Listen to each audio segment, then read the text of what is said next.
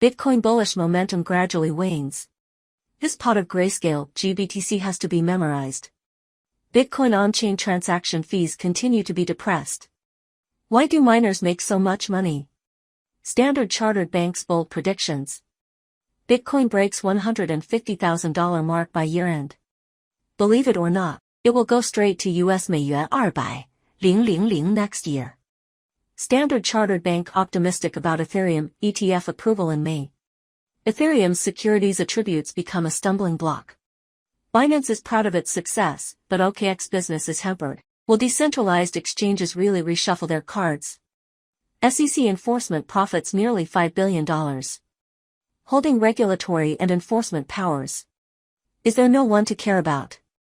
Rethinking the world with cryptocurrencies. Master the 24-hour wealth password.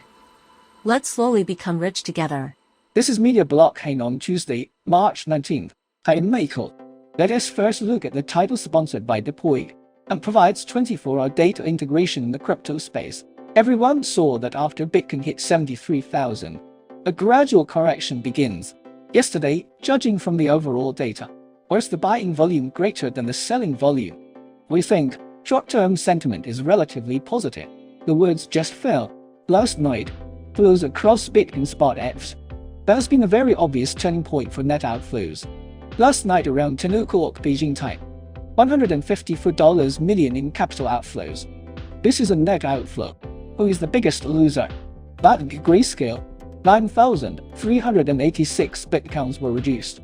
Capital outflows hit $643 million. So this directly leads to the overall spot ETF for Bitcoin. There is a short-term financial turning point. Market sentiment began to fall slightly. Recent meme coins on the Sol chain, it can be said to be very crazy.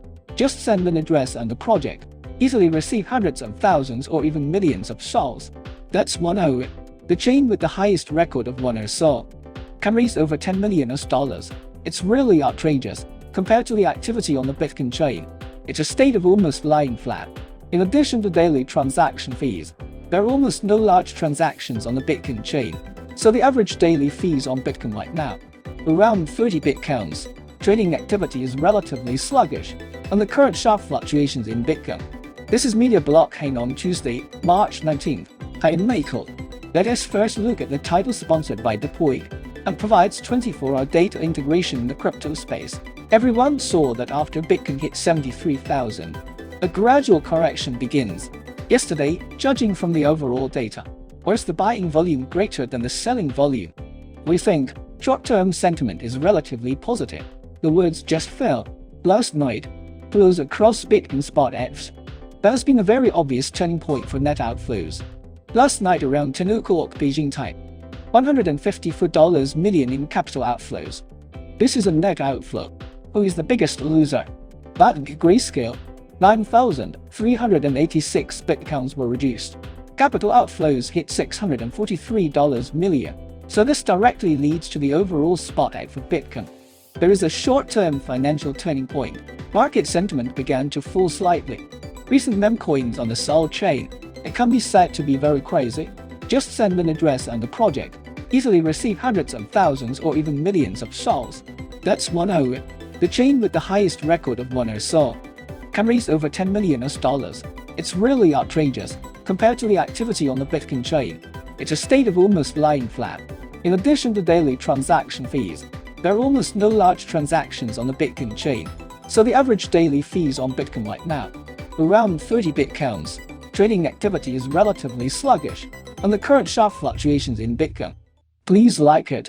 We will help you sort it out within 24 hours. What you must pay attention to. News on the crypto circuit closest to money. Everyone knows everyone is waiting. After this round of violent rise, where is the golden pit? Now Bitcoin is starting to pull back. Signs of a gold pit are beginning to appear. Many people are afraid to invest again. What are you worried about? So everyone sees, as of 12 noon today, Bitcoin price is near $65,500. Then it fell another 2.7% in 24 hours. However, Bitcoin is short-term correction. In terms of the current overall situation, it will not affect confidence in subsequent market strength, especially Standard Chartered Bank. In an investment report yesterday, even the previous comments on Bitcoin expected to reach $100,000 by the end of 2024, increased to $150,000. In addition to predicting Bitcoin to surge to 150,000 US dollars by the end of this year, Standard Chartered Bank also forecasts that during the bull market peak in 2025, Bitcoin could reach as high as 250,000 US dollars, stabilizing around 200,000 US dollars thereafter.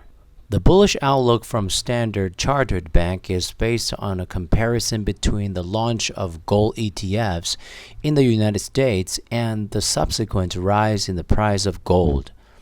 They observe that following the introduction of gold ETFs in the US, the price of gold experienced a significant increase. Given that Bitcoin is an emerging asset class, the price trend exhibits some similarity to that of gold ETFs. Therefore, they speculate that with the launch of Bitcoin ETFs and capital inflows, Bitcoin's price will also experience similar gains. Traditional financial institutions are now having trouble. And really, that's what Bitcoin was invented for by Satoshi in 2008, which is to have a peer-to-peer payment system, which allows there to be no issues around trust. Because of that, within the crypto ecosystem, money is seeking that truly safe home, which is Bitcoin. It was the first on the market 15 years ago, and it steps away from those traditional financial banking and, quite frankly, centralized exchange type issues. The person who said this is Tyler's head of digital asset research at Standard Chartered Bank. To be honest, this is so far holding a full-time position in a traditional big bank or someone in charge of research. Come out and admit that Bitcoin has an impact on traditional banks. Bitcoin has a future, and one of the few that will keep rising. Of course, there's nothing wrong with his analysis. Regardless of the market sentiment for Bitcoin right now, the volatility of trading is also good. Policy technology updates will have an impact on its price, but as Standard Chartered Bank pointed out, Bitcoin's upward trend is already very clear, and there will be very strong motivation to support it in the future. So what everyone is asking now is it too late to enter Bitcoin now? I want to ask you a question. Do you think that in this bull market, in the future, SpotX will continue to bring buying orders? It's possible that the Fed will interest rates be cut at the end of this year. It's possible that in case of flooding this bull market, what do you think the price of Bitcoin can reach? If you think you can break 100,000 or even higher, you bought Bitcoin for 55,000 now, still bought Bitcoin for 65,000, or the Bitcoin bought for 70,000.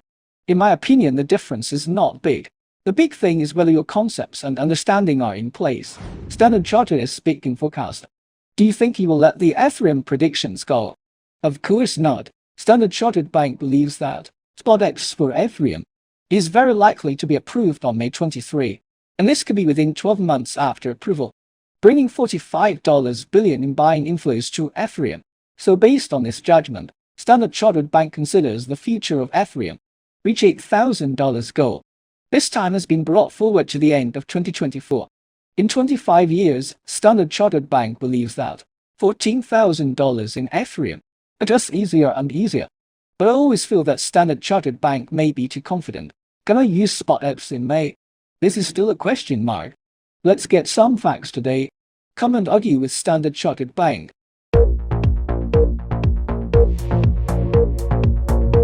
Since its inception, Ethereum has garnered significant attention from developers and investors due to its unique smart contract functionality and decentralized nature. However, these very characteristics have raised concerns about security attributes in the eyes of the SEC. The SEC has traditionally exercised caution towards assets with such attributes, which undoubtedly increases the difficulty of approving Ethereum spot ETFs.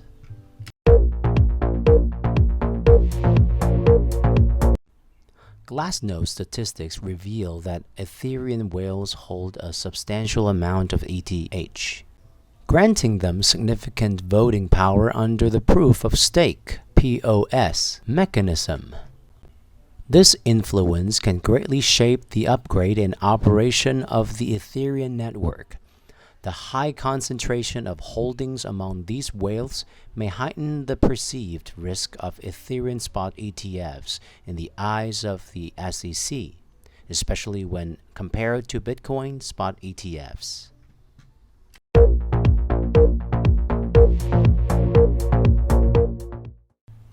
The ongoing upgrades and changes in the Ethereum network introduce uncertainty regarding the approval of spot ETFs.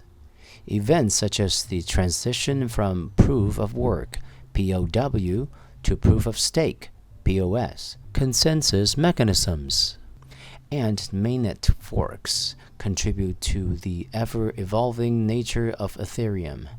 This dynamic environment makes it challenging for the SEC to definitively classify Ethereum as a security. When Bitcoin is approved, market enthusiasm is very high. Because of what? Bitcoin is on the rise. No authority think Bitcoin is a security, but spot funds and derivatives traders, expectations for approval of Ethereum ETFs, obviously not in a high mood. I've even made preparations. Let's see, mine is selling Bitcoin. It's weakening now. The actions of a large number of Bitcoin spot whales. This was before the ETH was approved. I bought a lot of Bitcoins. As for Ethereum, let us take a look at the data on the chain. It looks much more deserted. On more than 32 coins, the number of Ethereum addresses is constantly decreasing. Expectations for spot Ethereum ETH to pass. It doesn't seem to be given to the Ethereum market either. Brings too much enthusiasm for buying. On the contrary, the downward trend is now more and more obvious. Of course, it's possible that the giant whales have seen through all this, capitalizing on the optimism of markets and speculators, quietly sold the Ethereum in hand. This scene reminds me of an old saying, the early worm catches the bird. It seems that these giant whales not only get up early, and he's still full. How important is spot Ethereum? Of course, once approved, it will be the relevant cryptocurrency, brought about the U.S. stock market. Additional liquidity support. It is natural for currency prices to rise. But whales and traders are not stupid either. Maybe they have already reached some kind of tacit understanding. And we ordinary investors, you might as well calm down, since it is late. As long as I still have my chips in hand, we will be invincible. Everyone saw it last year. We have reported numerous times. U.S. regulation on Binance. I pressed it to the ground and rubbed it over and over again. Don't rub show champion again now. It seems like the supervision can't stop. Binance suffers from this regulatory crackdown. About 30% of the global market share. I saw a clueless report today that said, although he has been pushing for Binance's financial stability, but investors are still like frightened birds, crazy withdrawals. This news came out of nowhere. Let's see if this is really the case. Let's look at the data. Since November 2022, Binance has implemented the Proof of Reserves (POR) system to calculate users' assets holdings. In early March, the total value of assets held by Binance custodial users surpassed $100 billion for the first time. Binance leads the ranking of reserves held by centralized cryptocurrency exchanges, with reserves exceeding $121.3 billion. Bitfinex follows in second place with reserves exceeding $19.4 billion, and OKX ranks third with reserves exceeding $18.5 billion. Additionally, there has been a remarkable surge in the value of BNB, rising from a low of $355 on March 6th to a peak of $632. You can imagine, Binance can reach the scale it has today. What does it actually rely on? Relying on its relatively transparent use of funds, and insistence on the safety of user funds, and related commitments. We can only choose to believe centralized exchanges don't do evil. Besides, we ordinary users can't actually do anything. Compared to Binance, UX currently ranks 4th. I'm not so proud now. The news came out today. UX will be in the European Economic Area, as trading pairs to be phased out. This is not a good thing. According to the blog, as European Union (EU) prepares to adopt a comprehensive regulatory framework for cryptocurrencies, OKX has announced that it will no longer support USDT trading pairs for traders in the European Economic Area. Currently, OKX offers a wide range of options, including 321 cryptocurrencies, 46 fiat currencies, and 651 cryptocurrency trading pairs, with the most popular being BTC USDT. In response to the removal of USDT trading pairs, OKX plans to introduce over 30 new Euro spot trading pairs. In fact, traditional financial institutions, the number one hater of Bitcoin. But Bitcoin is also decentralized. You can't touch or see. You can't hit it. But stablecoins have their own owners, so as a traditional financial institution. The most hated stablecoin, I believe that in the future, will become a national and regional key targets for ratification by crypto regulators. In recent years we have seen a crypto asset market regulation called MiC regarding stablecoin issuers in the EU. Made new requirements. Jurisdictions like Hong Kong, Singapore and the UK. It will also be promoted gradually, stabilizing legislation and regulatory work. You can imagine, if OXDEL is the US trading pair, how much will its trading volume decline? Maybe a complement to Euro stablecoins will be an option on OX exchange.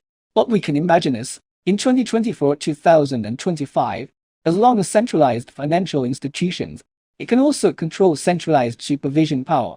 Stablecoins have never had a good life. Everyone, if I tell you, SEC or SEC governed by Gage, got fined recently, isn't it a bit satisfying? Second the last year.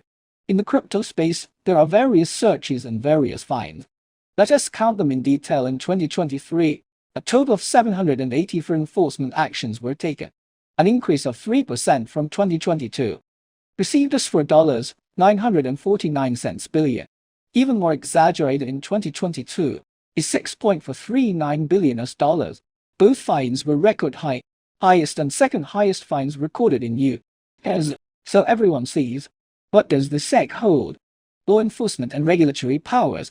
Does this mean it can travel sideways in the United States, walking sideways in front of all industries? Bad people must be punished by bad people. Recently, the SEC has suffered a setback in terms of supervision. Let us see together. In July of last year, the SEC filed a lawsuit against digital licensing operating as Debtbox, alleging that it defrauded thousands of investors out of at least $49 million by selling unregistered securities. In late December, the SEC acknowledged making inaccurate statements. In January of this year, the SEC requested to dismiss the lawsuit without prejudice. However, Judge Robert Shelby of the United States District Court for the District of Utah rejected the dismissal, stating that the SEC had seriously abused its power in the case. The judge asserted that the SEC's actions severely damaged the integrity of the litigation and judicial process. As a result, Judge Shelby ordered the SEC to bear all costs of the case. But I think we also have an investor education responsibility at the SEC, particularly about those investments that are non-compliant with either the securities laws or commodities laws. Actually, what are we looking at in this lawsuit? Look at this Debtbox case. Highlights the role of regulatory agencies in the enforcement process. It must abide by double standards of law and ethics. This is very important, especially in the fight against fraud. Regarding the authenticity of the evidence, this is a very important bottom line. Just like the SEC has so much power, there are people up there who can punish him. There is a parliament. Many people may laugh and say, if Congress sanctions the SEC, it will also impose legal fees. This is too little. Already good. Think about it, everyone. If there's no real reason to talk about, who dares to punish regulatory agencies? Of course, some people say, American politics means saying one thing and doing another. There are also many scandals. But I remind you to think about it. At least the scandal has been exposed. At least we can discuss the scandals. It can be used as a scandal. Can you do it elsewhere? Data shows that the market capitalization of SLERF has reached $648 million, surpassing Bone's $512 million, making it the 8th largest meme coin. The Bank of Japan has raised its benchmark interest rate from minus 0.1% to 0.1%, making the first interest rate hike since 2007 and officially ending the era of 8 years of negative interest rates. Blast ecosystem DeFi project Suisse has completed a new financing round of $1 million, bringing the total financing to $7 million, with participation from Arthur Hayes, Delphi Digital, DWF Ventures, Spencer, and others. The Tron official X account is suspended of being hacked and has posted a meme coin presale address. Users should be wary of scams and avoid clicking on related links or engaging with them. According to Farside Investors Monitoring, net inflows of funds into Bitwise BITB reached $17.6 million yesterday, while ARK21 shares ARKB saw net inflows of $2.7 million.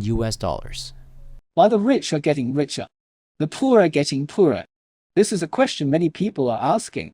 It seems like every recession, the middle class was the first to be robbed. Of course, rich people can use money to make money. It's easier this way. But there is an underlying logic that is, everyone is here to encourage each other. Poor people invest in them very casually, very random. It depends on who has a good relationship with me. After losing money, also consciously or unconsciously, find the reason from others first. I lost money. It was all harmed by so and so.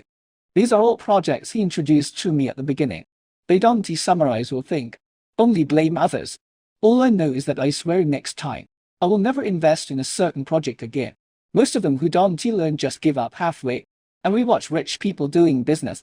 Their principle is that business is business. They have to choose whether their investment is good or bad. You have to bear the risk yourself. How big is your head and how big is your heart?